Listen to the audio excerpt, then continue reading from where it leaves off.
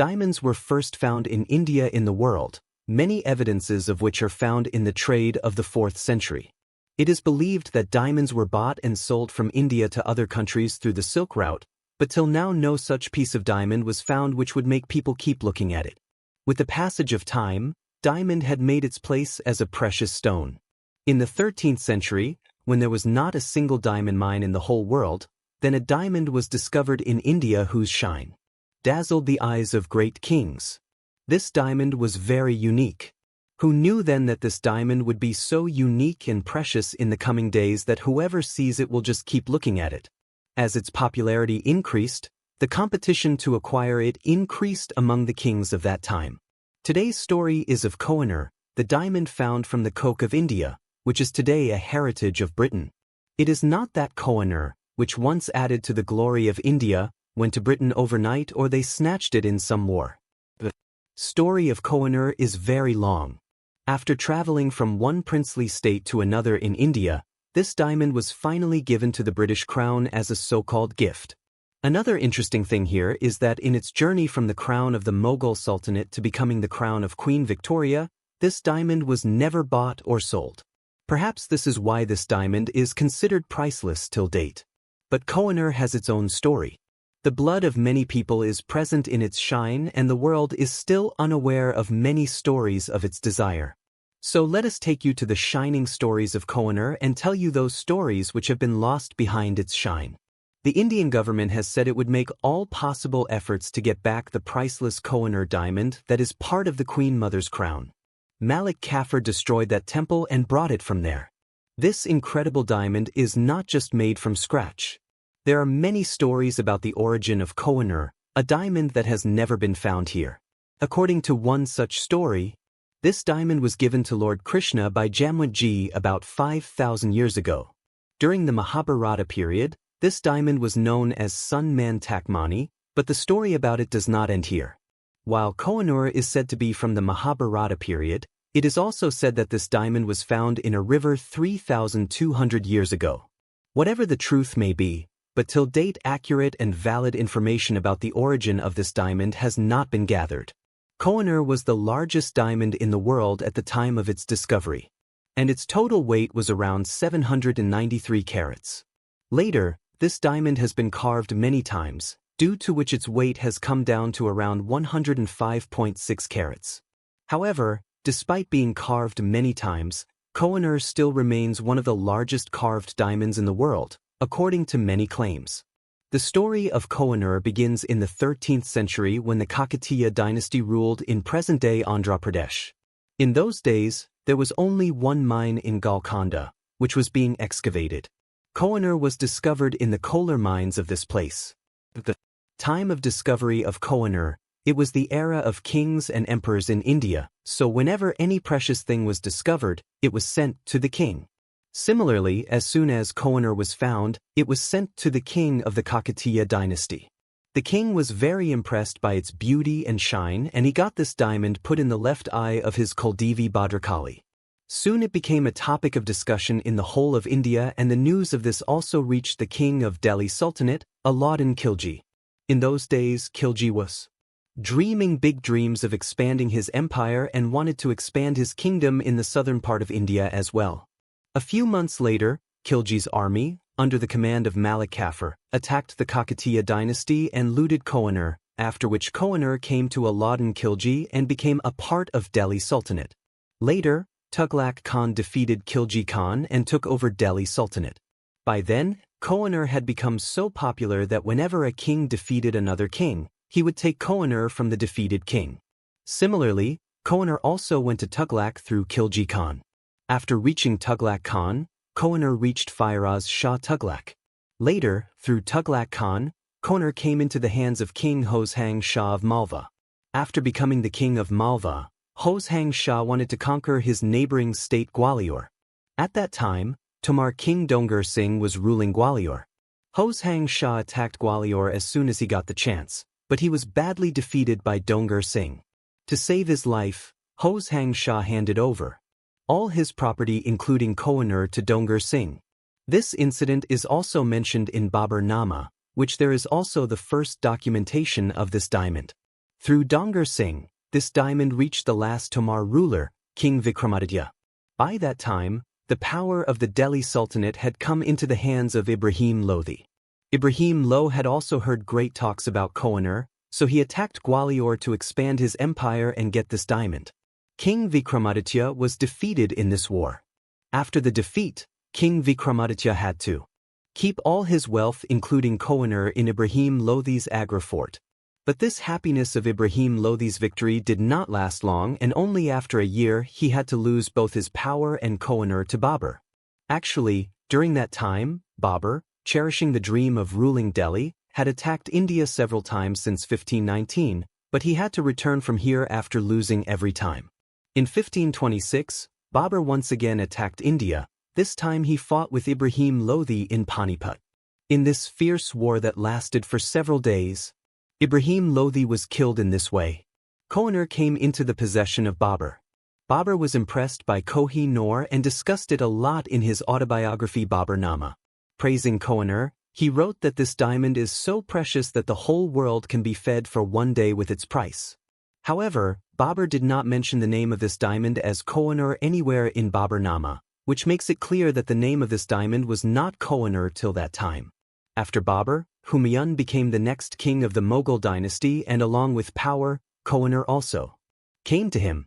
A few years after getting power, Humayun's empire started falling apart. His younger brothers revolted against him, due to which he had to divide his empire among his brothers. After dealing with his brothers, he had just started uniting his empire when the Afghan ruler Sher Shah Suri attacked him. In 2 years, 2 battles were fought between the two in Chausa and Kannauj. Both times Humayun had to face defeat and he had to leave everything and flee to Iran and become king. Thomas had to take refuge here. Tamaskai kept him under his protection for many years. Pleased with his behavior, you handed over Kohinoor to him as a gift. In this way, Kohinoor reached Iran for the first time outside India. Kohinoor remained with the king of Iran, Thomas, for about 3 years. After this, Kohinoor returned to India once again, where till now many kings had laid down thousands of dead bodies to grab Kohinoor. King Thomas had no special interest in it, so he gifted it to the king of Ahmednagar and his close friend Nizam Shah, who was crazy about Kohinoor. After coming to India, Kohinoor remained with Nizam Shah for a few years, and then through him it reached the king of Golconda, Qutb Shah. In the year 1656, this diamond somehow came into the hands of Qutb Shah's prime minister Mir Jumla, which he used to get close to Shah Jahan. Shah Jahan was very fond of attractive things. Due to this hobby, he started making a peacock throne. It is said that in making this peacock throne, 1656, this diamond somehow reached the hands of Qutb Shah's prime minister Mir Jumla, which he used to get close to Shah Jahan. Shah Jahan was very fond of attractive things. Due to this hobby, he started making a peacock throne. It is said that in making this peacock throne, 1656, this diamond reached the hands of Qutb Shah's prime minister, Mir Jumla. Shah Jahan spent twice as much as Taj Mahal. He got many types of diamonds, gold and precious stones installed in the throne and gave place to Kohinoor at the top of the throne, but Shah Jahan could not sit on that throne for long, and later his own son Aurangzeb got him arrested and put him in jail. Along with usurping his father's power, Aurangzeb also grabbed Kohinoor. After seeing Kohinoor, Aurangzeb was very attracted to it, and to make it more attractive, he assigned the work of carving it to a famous jeweler, but during carving, a large part of Kohinoor broke, due to which it became just 186 carats instead of 793 carats. When Aurangzeb came to know about this, he got very angry and imposed a huge fine on the jeweler and kept it in his treasury. Kohinoor was famous for its shine, and it is also said about it that whoever kept this diamond with him, in the beginning he lost every penny. The king hoisted the flag of victory at that place, but with the passage of time this diamond became the reason for his ruin. In the coming years, people saw this coming true. After being discovered, the empire of whichever king this diamond went to got ruined and disintegrated very fast. Mughal emperors Babur, Humayun and Shah Jahan had Kohinoor, and they had to go through the worst phase at the end of their rule. Whereas Mughal Emperor Akbar never had the diamond, and he was the most popular ruler among the Mughals. Amidst the disintegrating empire of the Mughals, Kohinoor reached the king of this dynasty, Muhammad Shah Rangeela, who was also known as Bahadur Shah Rangila. The Mughals had become weak during this time. Taking advantage of this, the ruler of Iran, Nadir Shah, attacked and destroyed the empire of Bahadur Shah Rangila. He caused a terrible massacre in the whole of Delhi. Whoever came in his way lost his life. Within a few days, Nadir Shah looted all the wealth of the Mughals and also took possession of the peacock throne built by Shah Jahan. But till now he had not got the Kohinoor whose brightness he had heard about. Actually, he had not got the Kohinoor till now because Bahadur Shah Rangila kept it hidden in his turban. When Nadir Shah came to know about this, he asked Bahadur Shah to wear each other's turbans to celebrate their victory. Bahadur Shah, who had already lost the war, did not want to lose his life by not agreeing to Nadir Shah. So he was forced to take off his turban. As soon as Bahadur Shah took off his turban, the diamond fell on the ground. As soon as it fell on the ground, its light spread all around. Seeing this, Nadir Shah fell in awe and the word Kohinoor came out of his mouth, which means mountain of light. Since then, this diamond came to be known as Kohinoor. After a few days, Nadir Shah returned to Iran with his army after looting a lot of wealth including Kohinoor from India. Despite the passage of time, his attraction towards Kohinoor did not decrease. He was so crazy about Kohinoor. Nadir Shah wanted to keep it in front of his eyes all the time, so Nadir Shah started tying Kohinoor to his arms. Everything went well for a few years, but then Kohinoor started showing its effect on Nadir Shah's empire as well. His life was ruined to such an extent that in the end he lost his mental balance and started suspecting his own loyal bodyguards. Due to this suspicion, he removed all his commanders and appointed Ahmed Shah Durrani as the commander in their place, and ordered to end the bodyguards, but Nadir Shah's planning reached his old bodyguards, after which two bodyguards named Saleh Khan and Muhammad Khan Qajar killed Nadir Shah the same night. Later, Nadir Shah's financial officer Muhammad Kazim Marvi wrote a book named Alam Arai Nadri in which the name of this diamond was mentioned as Kohinoor, which is the first valid source of this diamond being named Kohinoor. After Nadir Shah's death, Ahmed Shah Durrani took over his empire, and he took Kohinoor from Iran to Afghanistan. In this way, Kohinoor reached from India to Iran and then to Afghanistan. After this, Kohinoor came to Shah Shuja Durrani, a descendant of Ahmed Shah Durrani in Afghanistan. With changing times, thrones changed, kings who owned Kohinoor changed, but one thing that did not change was the shine of Kohinoor and people's attraction towards it. Once someone asked Shah Shuja's wife Wafa Begum to predict the price of Kohinoor.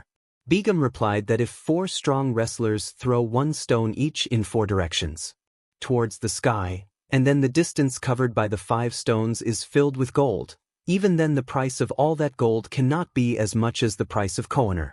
From Begum's words, it can be imagined that why Kohinoor was so priceless and popular. After getting power and Kohinoor, initially everything was going well during the reign of Shah Shuja Durrani. He had established his empire by conquering many nearby areas. He had increased his power, but suddenly there was a rift in his family and his brothers rebelled against him and dethroned him. Shah Shuja Durrani had to flee from Afghanistan with his wife to Lahore where Raja Ranjit Singh gave them shelter. Maharaja Ranjit Singh not only allowed him to stay in Lahore but also motivated him to regain his power. In order to regain power, he attacked Attock but had to face defeat. The ruler of Attock, Jahan Dad Khan, arrested him and put him in Srinagar jail. As soon as Maharaja Ranjit Singh got the news of this, he sent his commander Makam Chand to Kashmir to get him released, after which Makam Chand got him released and brought him to Lahore. Wafa Begum was very happy that Maharaja Ranjit Singh saved her husband's life and she gave Kohinoor to Maharaja Ranjit Singh as a gift. Maharaja Ranjit Singh was the king of the Sikh Empire. At that time, India was ruled by the British, so many British officers kept coming to his house to get Kohinoor. After this, whenever the British officers visited his house, he used to praise the Kohinoor by showing it with great pride.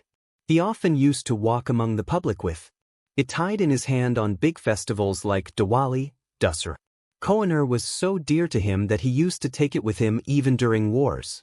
In the initial period, when Kohinoor came to Maharaja Ranjit Singh, he won many important battles, but this was the peace before the earthquake in his life. With time, Kohinoor had started showing its effect on Maharaja Ranjit Singh as well. By 1839 he was surrounded by many diseases. At one time, the condition of the Maharaja, who was called Shri Punjab, had become so bad that he was not able to get up from his bed on his own. Seeing the last days of his life near, Maharaja Ranjit Singh started doing a lot of charity. He donated many precious things kept with him to temples and gurudwaras. His only wish was that the Kohinoor left with him should also be donated to a temple, but his ministers did not agree to this, due to which Kohinoor could not be donated to the temple. Maharaja Ranjit Singh died on June 27, 1839 without fulfilling this wish. The news of donating Kohinoor to the temple was published in detail by many British newspapers. This news also caught the attention of Queen Victoria, after which Queen Victoria asked her officials to keep an eye on Kohinoor. After the death of Maharaja Ranjit Singh, his son Karak Singh became the king of the Sikh Empire, but it was becoming difficult for him to handle such a big empire alone. His close people were conspiring against him. A few months after becoming the king, Karak Singh was poisoned to death. There was a rift in the unity of the Sikh Empire. People had become thirsty for each other's blood. This continued for about 4 years. Meanwhile, many sons of Maharaja Ranjit Singh became kings, but all of them were killed. Now only his youngest son Dalip Singh was left to handle the power of the Sikh Empire, who was only 5 years old. Despite this, he was made the king to save the Sikh Empire from disintegration. However, Dalip Singh was the king in name only. In fact, the reins of the Sikh Empire were in the hands of his mother Jind Kaur. Seeing the inexperienced king and the increasing conspiracies, the British got a good opportunity to grab the Sikh Empire and they attacked Punjab in 1845. It became difficult for the Sikhs to face the English army, and within a few days the British won the war. After this, the British also snatched Kashmir from the Sikh Empire. 4 years later, in the early months of 1849, the British again attacked the Sikh Empire. The weakened Sikh Empire's army was soon forced to retreat, and on March 29, 1849, the British captured the Lahore fort. The British put forward the proposal of Lahore Treaty in front of the Sikhs, which they were forced to accept. After this treaty, the British announced to give Maharaja Dalip Singh an annual pension of £50,000, which is worth about 55 crores today. After this, the British put his mother Jind Kaur in jail and sent Dalip Singh to London to meet Queen Victoria. In this way, the British ended the last hope of uniting the scattered power of the Sikh Empire forever. After usurping the Sikh Empire, Governor General Lord Dalhousie himself came to Lahore Fort to take Kohinoor. After taking over the Sikh Empire, he sent it to Britain to Queen Victoria on a ship on April 6, 1850.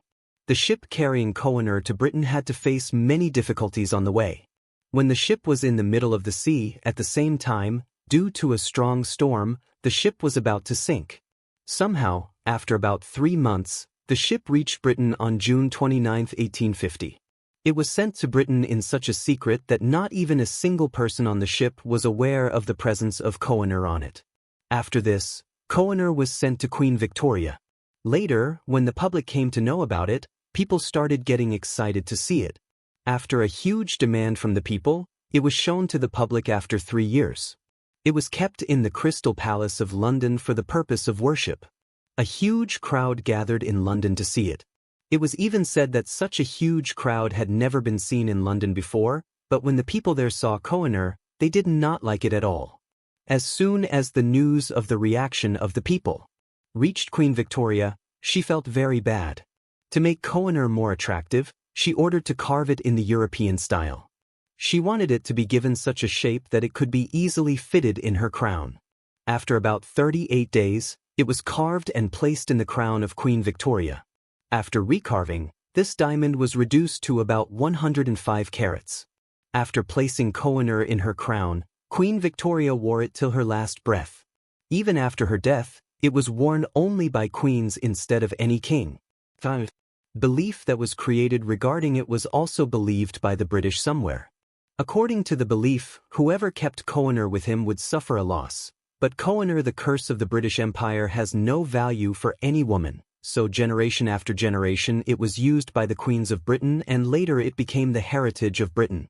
After adding to the beauty of the queens in the British royal family for a long time, this Kohinoor had now gone far beyond the reach of India, but then in 1947 when India became independent, many other countries including India started demanding it from Britain, staking their claim on Kohinoor. Kohinoor was with different kings of many countries at different times, so all such countries believed that they have a right over Kohinoor. After many countries made claims, Britain refused to give Kohinoor to any of them. Till now India, Pakistan, Afghanistan and Iran have claimed Kohinoor. The Indian government has requested Britain several times to send it to India, but Britain has been reluctant to return it every time. India had claimed it in 1947 and 1953 immediately after independence, but the British government declared it non-refundable. Calling it negotiable, Britain had clearly refused to hand it over to India, but even then the Indian government did not give up the hope of getting it back, and in the year 2000, many MPs of India sent a signed document to Britain demanding the return of Kohinoor to India, but like every time, this time too India was disappointed. Britain rejected this demand of India, saying that Kohinoor has been a part of different countries at different times, but now it has been a part of British heritage for about 150 years, so it cannot be returned to India. 15 years after this incident, in 2015, Shashi Tharoor was invited to Oxford University for a speech. During that time, he criticized the British a lot for the properties looted from India in 200 years.